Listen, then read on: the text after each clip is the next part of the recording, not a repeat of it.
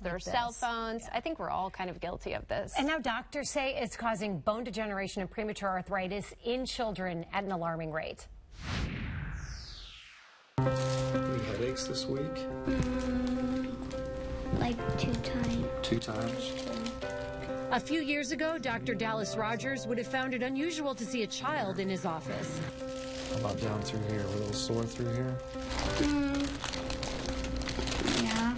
But over the past year and a half, the Overland Park chiropractor says the number of patients he treats who are teens, tweens, and children has drastically increased. Huge increase. Now I'm treating chronic neck pain and headaches, probably at least twice as much, at least. No, it kind of felt like it was stabbing.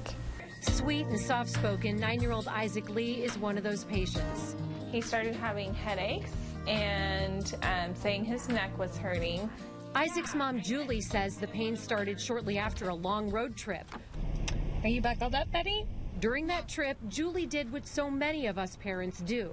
Since we were stuck in the car, I gave him unlimited time on his tablet, which is unusual for him.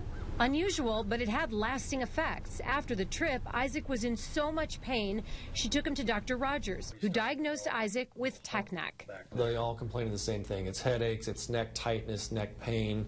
Pain going down the shoulder blades is normally what kids present with. Instead of necks with a healthy curve, Dr. Rogers says he and his colleagues around the globe are seeing an alarming number of children with necks that look like they belong to senior citizens. And that's what we're noticing a lot with kids and teens already, as they're becoming hunchback. They're losing that normal cervical curvature. Dr. Rogers says when your child looks down for any length of time, it puts pressure on their neck muscles, nerves, and vertebrae. For every inch your child cranes their neck forward, doctors say that's an extra 10 pounds of pressure on their neck. And then arch back. There you go. While he's confident Isaac will get better, he's very concerned about all the other kids whose parents are not aware of tech neck or the long-term consequences. People are going to be needing neck surgeries at such younger age. That's what worries me.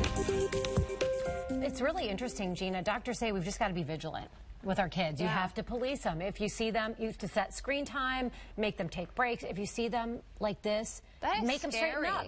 Because if you're not diligent now, they're going to have some real problems later on in life. So when you see your son looking down, what do you do? I limit his screen time. He's limited. We make sure that he puts the screen up. We took a long road trip. We drove to New Orleans. It was 15 hours. Oof. We made sure we just bought a something that hung on the back of the car seat. Oh, so he was looking forward. To avoid that. Okay. But how was this mother to know? And how was she to know? It was a one-time thing, but it's happening in children. They need their iPads for everything now, even schoolwork.